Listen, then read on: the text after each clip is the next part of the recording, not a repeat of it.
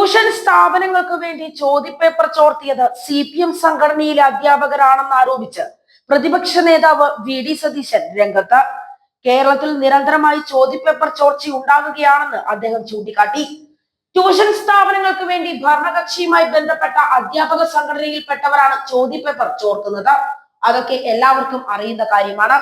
അതുകൊണ്ട് തന്നെയാണ് ഒരു നടപടിയും സ്വീകരിക്കാത്തതും.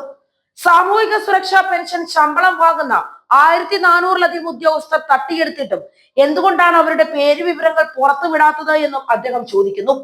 ഗുരുതരമായ കുറ്റമല്ലേ അവർ ചെയ്തത്? എന്നിട്ടും പേര് പറയില്ല.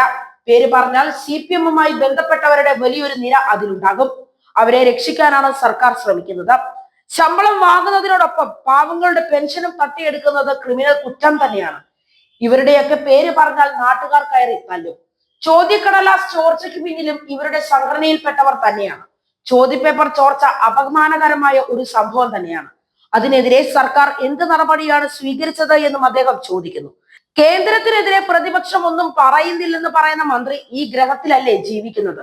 വയനാട് ദുരന്തത്തിൽ കേന്ദ്ര അവഗണനയ്ക്കെതിരെ നിയമസഭയിൽ ആദ്യമായി സംസാരിച്ചത് പ്രതിപക്ഷമാണ്. കേന്ദ്രം അവഗണിക്കുന്നുവെന്ന് മുഖ്യമന്ത്രി പറയുന്നതിനും എത്രയോ ദിവസങ്ങൾക്ക് മുമ്പ് പ്രതിപക്ഷം പറഞ്ഞതാണ്. ഹെലികോപ്റ്ററിനുള്ള പണം നൽകണമെന്ന് പറഞ്ഞപ്പോഴും പ്രതിപക്ഷം അതിനെ എതിർത്തു. പ്രിയങ്ക ഗാന്ധിയുടെ നേതൃത്വത്തിലാണ് കേരളത്തിലെ MP-മാർ കേന്ദ്ര ആഭ്യന്തരമന്ത്രിയെ കണ്ടത്. ശശി തരൂർ MP ഉൾപ്പെടെയുള്ളവരാണ് വയനാടിനെ കുറിച്ചുള്ള നീതികേടിനെ കുറിച്ച് പാർലമെന്റിൽ പറഞ്ഞത്.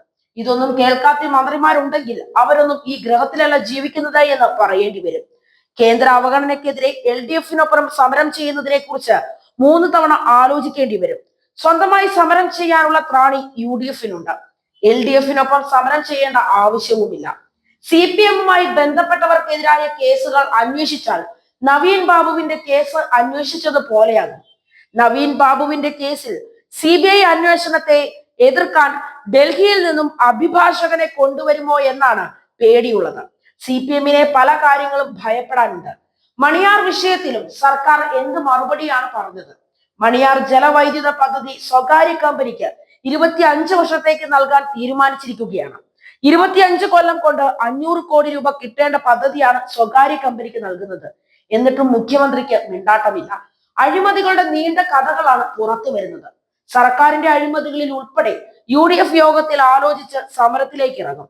സ്മാർട്ട് സിറ്റി പദ്ധതിയുടെ ഭാഗമായി തിരുവനന്തപുരം നഗരത്തിൽ സോളാർ പ്ലാന്റുകൾ സ്ഥാപിച്ചതിന് പിന്നിൽ അഴിമതിയുണ്ട് എന്ന വിൻസെന്റ് MLA-യുടെ ആരോപണം അന്വേഷിക്കാൻ സർക്കാർ തയ്യാറാവുക തന്നെ വേണം.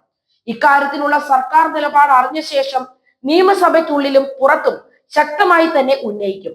അഴിമതി അന്വേഷിക്കുന്നത് സംബന്ധിച്ച് നിയമപരമായ മാർഗങ്ങളും തേടും. PV അൻവറിന്റെ പ്രവേശനം സംബന്ധിച്ച് ഒരു ചർച്ചയും ചെയ്തിട്ടില്ല. ഇപ്പോൾ ചർച്ച ചെയ്യാൻ തീരുമാനിച്ചിട്ടില്ല എന്നും VD സതീശൻ കൂട്ടിച്ചേർത്തു.